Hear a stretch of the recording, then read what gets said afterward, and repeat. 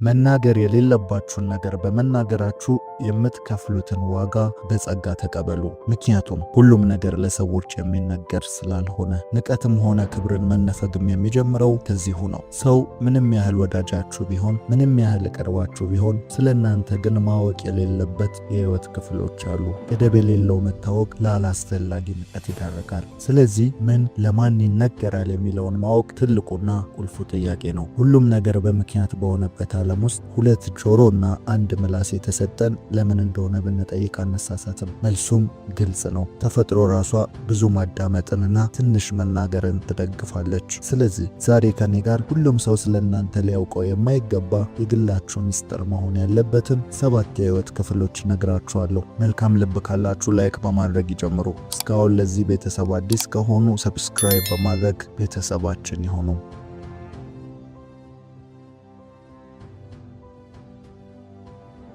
ሰው ሁሉ ድካም ይኖረዋል። ያንንም ለሰዎች ተናግሮ መፍትሄን ወይም መድኃኒትን ያገኝለታል። ለሰው መድኃኒቱ ሰው ነው የሚባለውም በምክንያት ነው። ነገር ግን ሁሉም ነገር ለሰው አይነገርም። ይህ ማለት አፍ የተሰጠን መርጠን እንድንናገር ነው ማለት ነው። የባይሆን ኖሮ ሰው ታይቶ የሚነበብ ግልጽ ፍጥረት በሆነ ነበረ። ስለ ራሳቸው ምንም ሳያስቀሩ የሚናገሩ ሰዎች በመጨረሻም ይጸጸታሉ። የሚናገሩትንም ባለመምረጣቸው ዋጋ ሲከፍሉ ይገኛሉ። እናንተ ግን ይህ እንዳይሆን ከህይወት ክፍሎቻችሁ ውስጥ መናገር የሌለባችሁን 7 ነገሮች እነግራችኋለሁ። እነዚህ 7 ነገሮች አልበርት አንስታይን በህይወት በነበረበት ጊዜ ለማንም ማጋራት የሌለባችሁ ሚስጥሮች ናቸው ሲል ተናግሮ ነበረ። አሁን ወደ 7ቱ ለማንም መናገር ወደሌለብን ሚስጥሮች እንሄዳለን። አንደኛው ለማንም መናገር የሌለብን አሸናፊ የሆንበትን ሚስጥር ነው። አሸናፊ የሆናችሁበትን ሚስጥር መናገር የሌለባችሁ ያ የእናንተ ቁልፍ ስለሆነ ነው። ጥንካሬያችሁን አሳዩ እንጂ አትናገሩ። ምክንያቱም ጥንካሬያችሁ ምንጭ አለው። ማንም ጠንካራ ሰው ደግሞ የሚጥለው ሌላ ነገር አለ። የመጽሐፍ ቅዱሱ ሳምሶን ጠንካራ ሰው ነበረ፣ ጥንካሬውም ይታይ ነበረ። ነገር ግን ጥንካሬው በፀጉሩ እንደሆነ በተናገረ ጊዜ ያኔ ጥንካሬውን ተነጠቀ። ስለዚህ የጥንካሬያችሁን ምንጭ ወይም ጥንካሬያችሁን አትናገሩ። ይህ ለጠላቶቻችሁ የማጥቂያ መንገድን መክፈት ነው። እንዲሁም የስኬቶቻችሁን ምንጮች ወይም ስኬታማ የሆናችሁበትን ነገር አትናገሩ። ይህ ማለት ለሌሎች አታበረታቱም ወይም አትረዱም አታግዙም ማለት አይደለም። ነገር ግን ለስኬት ያበቋችሁን እነዛ ምስጢሮችንም ማጋራት ተገቢ አይደለም። ወይም ይህ ራሱን የቻለ ጊዜና ቦታ ያለው ነገር ነው። እስቲ ተመልከቱ። የትኛውም ሀብታም፣ የትኛውም ስኬታማ ሰው አንድ በአንድ ሁሉን ነገር አይዘረግፍም። ምክንያቱም እናንተ ስኬታማ የሆናችሁት ሌሎቹ ያንን ስለማያውቁም ጭምር ነው። አንዳንዴ እንደ ስኬቱ አይነትና ይዘት የሚለያይ ነገር ቢሆንም የስኬት ምስጢሮች ግን አብዛኛውን ጊዜ አይነገሩም። የቢዝነስና የሥራ ፈጠራ ስኬቶች ሚስጥራቸው መጠበቅ ይኖርበታል። በአንድ እውነተኛ ታሪክ ላስረዳችሁ። አንድ ሰው በዩኒቨርሲቲ ውስጥ ገንዘብ ይቸግረውና ቢዝነስ ለመስራት ያስባል። ከዚያም ከብዙ ሐሳብና ውጣ ውረድ በኋላ አንድ ሐሳብ ላይ ይደርሳል። ያም ሐሳብ ከዚህ በፊት እርሱ ለራስ ምታት የሚሸጥ ቀለል ያለ መድኃኒት ጎን ለጎን ለእግር ሽታም ጥሩ እንደሆነ ከአንድ ሰው የሰማውን ነው። ከዚያም በቀጣዩ ቀን ያንን መድኃኒት ገዝቶ ኤክስፐሪመንት ሲያደርግ እውነትም ያ የራስ ምታት መድኃኒት የእግር ሽታ መድኃኒት ሆኖ አገኘው። ከዚያም በቀጣዩ ያንን መድኃኒት ገዝቶ ስራውን ጀመረ። ስራው ግን ያንን የራስ ምታት መድኃኒት እየገዛ እየፈጨ በሌላ ላስቲክ ማሸግ ነበረ። ይህም የስኬት ሚስጥርን መደበቅ ይባላል። ከዛም ይህ ሰው ለእግር ሽታ መድኃኒት እያለ ከፋርማሲ 5 እና 10 ብር የገዛውን መድኃኒት በ50 እና በ100 በትምህርት ቤት ውስጥ ማከፋፈል ጀመረ። ይህ ሰው ያንን ስራ ሰርቶ የሚፈልገውን ገንዘብ አግኝቶ ከዛ ስራ ወጥቶ መጽሐፉን ጽፎ ይህንን ሚስጥር እስኪናገር ድረስ ለማንም የሚሰራውን ስራ ሚስጥር አልተናገረም ነበረ። በምን እንደሚያወጣው የማይናገርበትም ምክንያት ነገሩ ለመገኘት ቀላል ስለሆነ ነው። ለሱ ቢዝነስ የሆነበት ብቸኛ ምክንያት ያንን መድኃኒት ስለማያውቁት ነው። ስለዚህ ቅድም እንዳልኩት እንደ ስኬቱ ይዘትና አይነት ቢለያየም ነገር ግን የስኬቶቻችሁን ሚስጥር ያሸነፋችሁበትን ሚስጥር ለሰዎች አትናገሩ።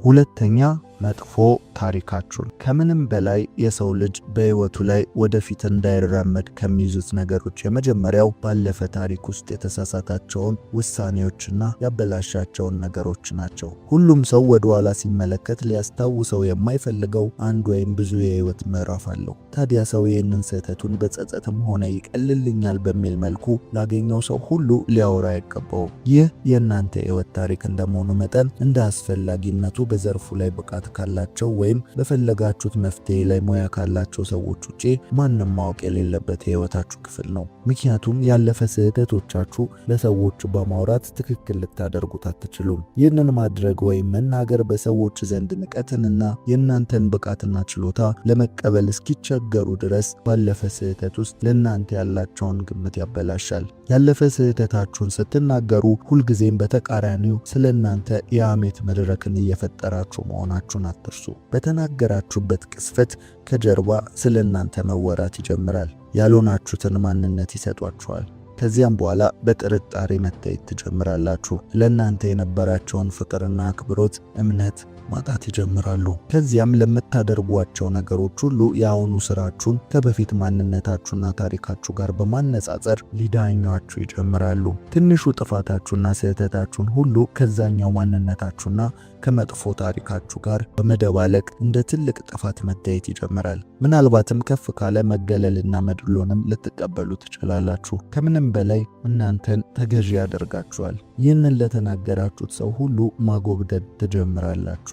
የህይወታችሁን ሪሞት ተሰጧችኋላችሁ። ይህንን ሚስጥር ስታጋሩ በፍቅርም ሆነ በይሉኝታ መልክ ሰዎች የሚፈልጉትን ነገር እናንተን ለማስደረግ እንደ ማስገደጃ ይጠቀሙበታል። ፍላጎታችሁን ይነጥቋችኋል። ከዛ በኋላ አለመግባባት እንኳን ቢፈጠር ከዛ ካመናችሁት ወዳጅ መለየት ይከብዳችኋል። ሳታውቁት የዛ ግንኙነት ፈላጊና ተለማማጭ ሆናችሁ ራሳችሁ ታገኛላችሁ። ስለዚህ ብዙ የህይወት ውጣ ውረድ ውስጥ ከመግባታችሁ በፊት ያለፈ ስህተታችሁን፣ መጥፎ ታሪካችሁን ለሰዎች አታጋሩ። ምናልባትም አንዳንዴ ነገሩ ያለፈና በእናንተ ላይ ተጽዕኖ የማይፈጥር ሆኖ ሲገኝ ለማስተማርና ከእናንተ ውድቀትን ሌሎቹ እንዲማሩ ልትናገሩ ትችላላችሁ። ይህም የመንፈስና የስሜት ጥንካሬ ላይ ስትደርሱ የሚደረግ ነው። ሲደረግም ለማንም መናገርና ማውራት የምትችሉት ሆኖ በማንም ፊት በራስ መተማመናችሁን የማይነጥቅ ሆኖ ሲገኝ ብቻ ነው። ነገር ግን ያለፈ ታሪካችሁንና መጥፎ ታሪካችሁን ለጓደኛችሁም ሆነ ለምታምኑት ሰው ለብቻ አትናገሩ። ይህ የእናንተ እስር ቤት ስለሆነ።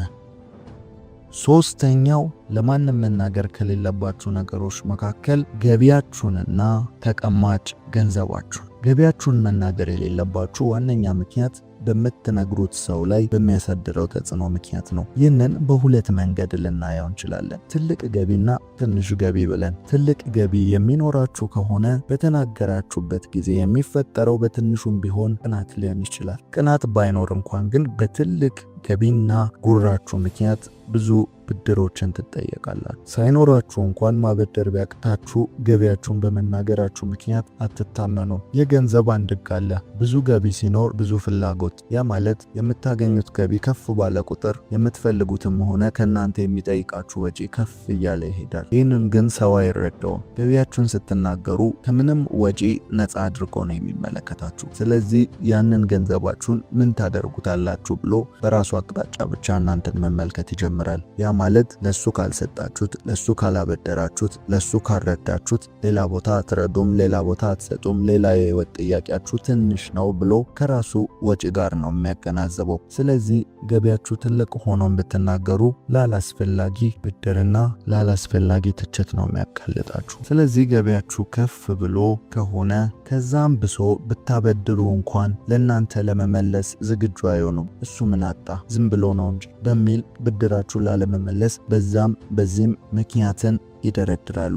ግንኙነት እስከሚበላሽበት ድረስ ይደርስባቸዋል። አንዳንዴም ብሬን ስጡኝ ስትሉ ደግሞ ይህ ሁሉ እያገኘ ብለው ልክ እንደ ስግብግብ ይቆጥሯቸዋል። በተመሳሳይ መልኩ ደግሞ ዝቅተኛ ገቢ ካላችሁ ለንቀትና ለዘለፋ መጋለጣችሁ የማይቀር ነው። በምትመሩት ቤተሰብ ላይም ስጋትን ትፈጥራላችሁ። ከምንም በላይ በተናገራችኋቸው ሰዎች ዘንድ ለእናንተ የነበራችሁን ቦታ ክብርን ይቀንሳል። በእናንተም ላይ ማሾፍና መቀለድ ይጀምራሉ። የዚህች ዓለም ስውሩ መተዳደሪያ ገንዘብ ነው። ሰው የሚወድህም የሚከተልህም ገንዘብ ሲኖር ብቻ ነው። በአሁኑ ሰዓት ገንዘብ ከሁሉ በልጦ እየታየ ነው። ዝቅተኛ ገቢያችሁን ከተናገራችሁ ለዘለፋና ትችት ትጋለጣላችሁ። በተጨማሪም እምነታችሁን ታጣላችሁ። ይህ ማለት ቸግሯችሁ እንኳን ገንዘብ ብትጠይቁ ለማበደር ፈቃደኛ አይሆኑም። ምክንያቱም ገንዘባችንን መመለስ አይችልም ብለው ስለሚያስቡ ነው። ስለዚህ ለማንም ሰው ስለ ገንዘባችሁ፣ ስለ ገቢያችሁ አትናገሩ። ይህንን አጠቃሎ ተቀማጭ ገንዘባችሁን መናገር ደግሞ ለቤተሰባችሁ ደህንነት ስጋትን መፍጠር እንደሆነ አወቁ። ሰዎች ሰውን በገንዘቡ መጠን ዋጋ ስለሚያወጡ ራሳችሁን እያስገመታችሁ መሆናችሁን ተረዱ። ስለዚህ አትናገሩ። ገቢያችሁንና የገንዘብ መጠናችሁን እስካልተናገራችሁ ድረስ ሰዎች በማያውቁት የእናንተ የህይወት ክፍል እየገመቱ እያከበሯችሁ ይቀጥላሉ። ነገር ግን የገንዘብ መጠናችሁና ገቢያችሁን በተናገራችሁበት ቅስፈት በተመሳሳይ ዋጋችሁን እየተናገራችሁ እንደሆነ ተረዱና ራሳችሁን ከእንደዚህ አይነት ለንቀትና ለትችት አልፎም ደግሞ ለሌላ ሐሜት የሚያጋልጣችሁን የህይወት ስርዓት ውስጥ አትግቡ። አራተኛ ማን ወዳጃችሁና ማን ጠላታችሁ እንደሆነ ነው። ይህ በጣም አደገኛና ከባድ መረጃ ነው። እናንተ የሆናችሁት በአካባቢያችሁ ነው። አካባቢያችሁ ህልውናችሁ ነው። ትክክለኛ ወዳጆች ሁሌም የማይታወቁ መሆን አለባቸው። የጠላቶቻችሁ ዋና ዓላማ ከእናንተ በፊት አቅራቢያችሁ ያሉ ሰዎች ስለሆኑ ነው። አስተውላችሁ እዩ። ዘራፊና ገንዘብ ተቀባዮች ራሱ ያገቱት ሰው ሁሌም ዓላማቸው አይደለም። ዓላማቸው ባገቱት ሰው ጋር ጥሩ ወዳጅነት ያለው ለዛ ለታገተው ሰው ሲል ምንም መክፈል የሚችለው ሰው እንጂ። ስለዚህ እናንተን ለማጥቃት ትልቁ መንገድ የምትወዱትን መጠቅ ነው፣ የምታምኑትን መጥለፍ ነው። እዛ ሰው ጋር ስለናንተ በቂ መረጃ ሊገኝ ስለሚችል። ስለዚህ ሁሌም ወዳጃችሁን ለሰዎች አትናገሩ። የምትወዷቸውን በልቦቻችሁ ጠብቋቸው፣ ሚስጥር አርጓቸው። በተጨማሪም ጠላታችሁንም ጭምር። ስለ ጠላታችሁ ስታወሩ ሌላ ቦታ ያለ ጠላታችሁ ከጠላታችሁ ጋር ያብራል። ማንን እንደምትፈሩ ማንን እንደማታምኑ ስትናገሩ የራሳችሁን ደህንነት እያጣችሁ ትሄዳላችሁ። ጠላቶቻችሁ በተመሳሳይ ፍላጎት ላይ የሚያገናኛቸውን ድልድይ ትፈጥራላችሁ። ምናልባትም ጠላቶቻችሁ እርስ በእርስ ባይተዋወቁ እንኳን የጠላቴ ጠላት ወዳጄ እንደሚባለው የናንተን ጠላት በመሆናቸው ብቻ እርስ በእርስ ይወዳጃሉ። ስለዚህ ስለ እያንዳንዱ ሰው በእናንተ ዘንድ ስላለው ቦታ ለሰዎች በግልጽ አትናገሩ። ወዳጃችሁንም ጠላቶቻችሁንም በልቦቻችሁ ያዙ፣ አትናገሩ። አምስተኛው ለማንም መናገር ከሌለባችሁ ነገሮች ውስጥ ራእያችሁን ነው። ራእያችሁን አታጋሩ። በእውነቱ ከሆነ ራእይ ለሰው ነው። በውስጣችሁ ያ ፍላጎት ሲያድር ለሰዎች በቶሎ አታጋሩ። ምክንያቱም እናንተ የምታዩትን በትክክል አይታያቸውምና ነው። ምክንያቱም ራእይ ከሆነ ያ ነገር የእናንተ ብቻ ነው። ያ የሚገባችሁም የምትረዱትም ወይም የተሰጣችሁ ለእናንተ ነው። በእናንተ ልክ የእናንተ ራእይ ሊኖረው የሚችል ሰው የለም። ይህ በውስጣችሁ ሐዘንን ከመፍጠሩ በፊት አይረዱኝም ከማለታችሁ በፊት ራእያችሁን ለሰዎች አታጋሩ። አንድ ትልቅ አጀንዳን ስታነሱ ወይም ሲገለጥላችሁ በልባችሁ ማቆየትን ተለማመዱ። ራሱ የሚገለጥበት በአካል ቅርጽ የምታስይዙበት ቀን ስላለ ያኔ ባያችሁት ልክ ማየት ይችላሉ። እስከዛ ድረስ ግን ሊታያቸው እንደማይችል እወቁ። የምታስቡትን የህፃናት ጨዋታ አድርገው ከመቁጠራቸው በፊት እናንተም እነርሱን ሰምታችሁ እውነትም ጅል ነኝ እንዴ ምኑን ያሰብኩት ከማለታችሁ በፊት ነገሩን በልባችሁ ባመናችሁት ልክ አካል እንዲለብስ ወደ ተግባር ግቡ እንጂ በዛ ነገር ላይ ሰውን ለማሳመን አትልፉ። እስቲ ያስቡት። መጀመሪያ ሰው በሰማይ ላይ መብረር የሚል ሐሳብ የመጣለት ሰው በጓደኞቹ በህብረተሰቡ ዘንድ አውሮፕላንን ከመስራቱ በፊት ሐሳቡን ሊያስረዳ ቢሞክር ምን ሊፈጠር እንደሚችል ተረዱ። ራእይ የሆነበት ምክንያት ሁሉም ሰው ማየት ባለመቻሉ ነው። ስለዚህ ራእያችሁን ለማንም አታጋሩ። ሁለተኛው ምክንያት ደግሞ እንዳይሰረቅና ባሰባችሁት ልክ ሳይሰራ ተልከስክሶ እንዳይጠፋ ነው። ራእይ በባለ ራእዩ እጅ ካልገባ ያልታያቸውን ምስል ለመስራት ስለሚጥሩ ነገሩ ምልክት እንጂ በትክክል ሐሳቡን ማውረድ አይችሉም። ስለዚህ ባለ ራእዩ ከሆናችሁ ነገሩን እስከ ዳር ለማድረስ ራእያችሁን በልባችሁ ጠብቁ። ይህ ማለት ጓደኛን አትፍጠሩ፣ መንገድን አብሯችሁ የሚጓዝን ሰው አትፍጠሩ ማለት አይደለም። ነገር ግን ዋናውን ስዕል ዋናውን ራእይ ከማሳየታችሁ ይልቅ እየተጓዛችሁ ባላችሁበት መንገድ ላይ የሚያስፈልገውን በቅርብ ጊዜ ልታደርጉ ያላችሁትን ነገሮች አብረዋችሁ እንዲያደርጉ የምትፈልጓቸውን ሰዎች ወይም ደግሞ እንዲረዷችሁ የምትፈልጓቸውን ሰዎች ብቻ እያናገራችሁ ጊዜያዊ መፍትሄን እየጠየቃችሁ ተጓዙ። እናንተ የምትጓዙት ረጅም መንገድ ቢሆንም ለነሱ ግን አሁን ላይ ሊታያቸው የሚችል ሊገባቸው የሚችል ትንንሽ ነገርን ብቻ እየጠየቃችሁ እርዳታ እየጠየቃችሁ ተጓዙ። ያ ነው የራዕይ መንገድ። ዋናውን ትልቁን ስዕል ማንም ሊመለከትላችሁም ሊረዳችሁም ስለማይችል ነው። ስለዚህ ራዕያችሁን የግል ሚስጥር አድርጉት። ስድስተኛው ስለ ሰው አትናገሩ።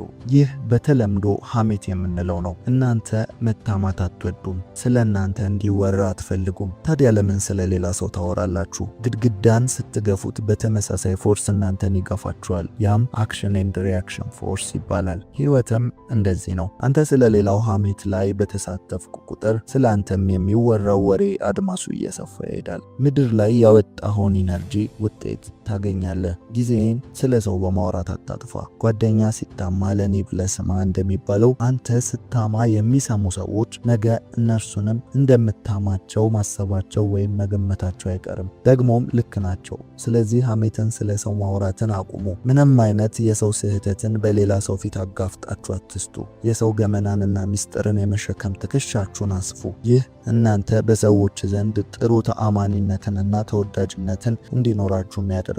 ስለዚህ በምንም ሁኔታ ስለ ሰው አታውሩ። ከዛ ጋር ተያይዞ ልናነሳ የምንችለው ነገር ቢኖር ስለ ቤተሰባችሁም አትናገሩ ብለን ነው። ምናልባት በቤተሰብ ውስጥ እየኖራችሁ ይሆናል፣ ወይም የራሳችሁን ቤተሰብ መስረታችሁም ይሆናል። በሁሉም መንገድ ግን የቤተሰባችሁን ገመና ለውጭ ሰው አሳልፋችሁ አትስጡ። በቤተሰብ ጉዳይ የተከሰተው ማንኛውም ነገርን የሚመለከተው ቤተሰብን ብቻ ነው። ይህ የሚከሰተው እናንተ ቤት ብቻ አይደለም። በሁሉም ቤተሰብ ቤት ውስጥ የሚያልፍበት የራሱ ችግር አለ። ትንንሽ ጭቅጭቅና ትንንሽ ክርክሮች ይከሰታሉ። ይህም አለመስማማትም ሆነ አንዳንዴ ደግሞ መቋጫ የሌለው አለመግባባት ይኖራል። ነገር ግን በዚህ ጊዜ ክፍተት መፍጠር የለባችሁም። ለማንም ሰው ዳኝነት ጓደኛንም ሆነ ሌላ አካልን በቤተሰብ ጉዳይ አታስገቡ። ትልቁ መርከብ በትንሽ ቀዳዳ አብዝቶ በገባው ውሃ ምክንያት ሊሰጥም ይችላል። በተጨማሪም አንዳንዴ ከጸብና ክርክር ውጪ ቤተሰብ የሚያልፍበት ሌላ የገንዘብና የህመም ወይም የተለያዩ ችግሮችን አሳልፋችሁ አትስጡ። ከማንም ጋር አትወያዩበት። ቤተሰባችሁን አደጋ ላይ አትጣሉ። ቤተሰብ በእናንተ ምክንያት ድክመቱ ታውቆ ሀፍረትና መሸማቀቅ ውስጥ ሊገባ አይገባም። ይህንን ስታደርጉ ደግሞ መጀመሪያውኑም የቤተሰቡ ሚስጥር የእናንተም ጭምር ስለሆነ ነው። ነገር ግን የእናንተ ብቻ አይደለም። ስለዚህ መናገር እንኳን ቢያስፈልግ የቤተሰቡ የግል ፍላጎት ከግምት ውስጥ ገብቶ በውይይት የሚፈቀድ ነገር መሆኑን አትርሱ። ካለዚያ እንደ ራሳችሁ ብቻ ሚስጥር በየቦታው ከዘራችሁት ለጠላት ሰፊ በርን ትከፍታላችሁ። የቤተሰባችሁን ደህንነት አደጋ ላይ ትጥላላችሁ። ስለዚህ የእናንተ ቤት ጓዳ ማንም ሰው ማወቅ አይኖርበትም። ይህ የግል ጉዳይ ስለሆነ። በተጨማሪም ለእናንተ ቅርብና ታማኝ ሰው ከቤተሰባችሁ በላይ ቅርብ የሚሆን የለም። ሊረዷችሁም ሆነ ሊረዷችሁ ቤተሰባችሁ ከእናንተ ጋር ናቸው። ስለዚህ መፍትሄን ፍለጋ ሌላ የሚጎዳችሁን ነገር አታድርጉ፣ አታውሩ። ይህ ሚስጥርን መጠበቅ የእናንተን ኃላፊነት የመጠበቅ ብቃት ያሳያል። ስለዚህ በሐሜት መሳተፍም የለባችሁም። ስለ ቤተሰባችሁም ለሰዎች ተንትናችሁ መናገር የለባችሁም። ሰባተኛውና የመጨረሻው የወደፊት እቅዳችሁን ነው። የሰው ልጅ ወደፊትን በአይነ ህሊናው የመሳል ከፍተኛ አቅም አለው። ይሄ ኢማጂኔሽን ደግሞ ወደ እቅድና ወደፊት ላይ ብዙ እንድታስቡ ያደርጋል። ያም በውስጣችሁ ልዩ ስሜትን ይፈጥራል። ከዛም ልክ በዛ ጊዜ ተናገሩ የሚል ስሜት በውስጣችሁ ይፈጠራል። ስለዚህ የሰው ልጅ ተፈጥሮ አዲስ ሐሳብንና የወደፊት እቅድን ለሰዎች የመናገር ጥልቅ ፍላጎት ያድርበታል። ይህ ግን ሁለት ጉዳት አለው። አንደኛ አእምሮአችን የሚጠቀመው ዘዴ ሲሆን፣ ሁለተኛ ሰዎች ጋር በመድረሱ የሚፈጠረው ስሜት ነው። አንደኛ አእምሮአችን የሚጠቀመው ስሜት ስንል አእምሮ በተደረገና ሊደረግ ባለ ነገር መካከል የሚለየው በሚሰማን የእርካታ ስሜት ብቻ መሆኑ ነው። ያም ማለት ነገሩ ከመደረጉ በፊት ያንን የእርካታ ስሜት ካገኘው ነገሩ እንደተደረገ የመቁጠር ባህሪ ያለው። ይህም ለዛ ነገር የሚያሳድረው ግፊትና ኃይል እየቀነሰ ይመጣል። በዚህም ምክንያት ያቀደውን ሳያደርግ እኛም ያሰብነውን ሳናደርግ እንቀራለን ማለት ነው። ሰው እቅዱን የወደፊት ዓላማውን ለሰዎች በቃል ሲናገር የእፎይታና የእርካታ ስሜት ይሰማዋል። እንዲናገርም የሚያስገድደው ኤነርጂ ለዚሁ ነው። ስለዚህ በተናገራችሁበት ቅስፈት ከውስጣችሁ ውጥረት ታርፋላችሁ ማለት ነው። እፎይታንም ታገኛላችሁ። ያኔ አእምሮ ነገሩ እንደተደረገና እንደሆነ መቁጠር ይጀምራል። ስለዚህም ለዛ ተግባር ያወጣ የነበረውን ኢነርጂና ኃይል ግፊት ይቀንሳል ወይም ያቆማል። ብዙዎቻችን በዚህ ምክንያት የምንፈልገውን ነገር ሳናደርግ ቀርተን እናውቃለን። እናቅዳለን፣ አንፈጽምም። ምክንያቱም ለሰዎች በመናገራችን ምክንያት ኢነርጂያችን ስለወጣ ነው። ስለዚህ እቅዳችንን ለሰዎች መናገር የለብንም። እቅዳችንን ለሰዎች መናገር የሌለብን አንደኛው ምክንያት ይሄ ሲሆን፣ ሁለተኛው ደግሞ በመናገራችን ምክንያት በተናገርነው ሰው ላይ የምናሳድረው ስሜት ነው። ሰው ምንም ያህል ጥሩና መልካም ቢሆን ራሱን ግን ማወዳደሩ የማይቀር ነው። ይህ ማለት በምትናገሯቸው ነገር ላይ ሊያበረታቷችሁም ሊያደንቋችሁም ይችላሉ። በተቃራኒው ግን በውስጣቸው የበታችነትን ስሜት ትፈጥራላችሁ። ያም ማለት ራሳቸውን ከእናንተ ጋር ያወዳድራሉ። እናንተ ለመጎበዝ፣ እናንተ ለመለወጥ፣ እናንተ ብዙ ነገርን ለመፍጠር ባሰባችሁበት ልክ የእነሱን ስንፍና ታሳያችኋላችሁ። ስለዚህ ሰዎች ደግሞ ስንፍናቸውን የሚነግራቸው ወይም ደግሞ የእነሱን ማነስ የሚነግራቸውን ሰው አይፈልጉም። ስለዚህ ራሳቸውን ከእናንተ ጋር በቁመትም ማለካካት መወዳደርም ይጀምራሉ። ስለዚህ ቅናት ይፈጠርባቸዋል። ቅናቱ መልካምም መጥፎም ሊሆን ይችላል። ለእናንተ መንገድ መሳካትም እንቅፋትም ሊሆን ይችላል። እምነትና ቃል ኃይል አላቸው። ይህ ማለት እነዛ ሰዎች በእናንተ ላይ የቅናትና እንዳይሳካላችሁ ቃል ሲያወጡ ወይም እንዳይሳካላችሁ ሊያምኑ ይችላሉ። ይህ በተዘዋዋሪ ሁሉ ነገር ኢነርጂ በሆነበት ዓለም ውስጥ እናንተ ጋር በማታውቁት መንገድ ተጽዕኖን መፍጠሩ የማይቀር ነው። የእነርሱ የእናንተን ውድቀት መመኘትና መፎካከር አንዳንዴም ብሎ ሀሳባችሁን መስረቅ ድረስ የሚደርስ ትልቅ ውጣ ውረድ ውስጥ ልትገቡ ትችላላችሁ። ስለዚህ የእነርሱን ኢነርጂ የእናንተን ተነሳሽነት ሊያጠፋው ይችላል። አንዳንዴም አይሆንም፣ አይሳካም የመሳሰሉ ተስፋ አስቆራጭ ሁኔታ ስር ሊከታችሁ ይችላል። ስለዚህ መቼም ቢሆን የወደፊት እቅዳችሁን ዝም ብላችሁ አትናገሩ። በልባችሁ ስር መያዝና ማቆየትን ተለማመዱ። አሁን ያወራነው የወደፊት እቅዳችሁን ነግራችኋቸው ስለ እናንተ መጥፎ ሊያስቡ ስለሚችሉ ሰዎች ነው። ነገር ግን ሁሉም ሰው እንደዚህ ነው ማለት አይደለም። ትክክለኛ ለእናንተ መልካምን የሚመኝ የሚረዳችሁ፣ ከጎናችሁ የሚቆም ከራሱም ጋር የማያወዳድራችሁ ሊኖር ይችላል። ነገር ግን እንደሱ አይነት ሰውም ጋር ደግሞ ለፍርድ ወይም ደግሞ ያንን ነገር ትንሽ ቆይታችሁ ባታደርጉት እንድታፍሩና በተናገራችሁት ነገር እንድትጸጸቱ የሚያደርግ ስሜትን ይፈጥርባችኋል። ስለዚህ ልታደርጉ ያሰባችሁትን ነገር በተግባር ብቻ ብታሳዩት እናንተ ላይ ያለምንም መጥፎ ስሜት ትክክለኛ ለውጥን ትፈጥራላችሁ። ስለዚህ ቀድሞ መናገርን አቁሙ። ነገሮችን በልቦቻችሁ መያዝ ተለማመዱ።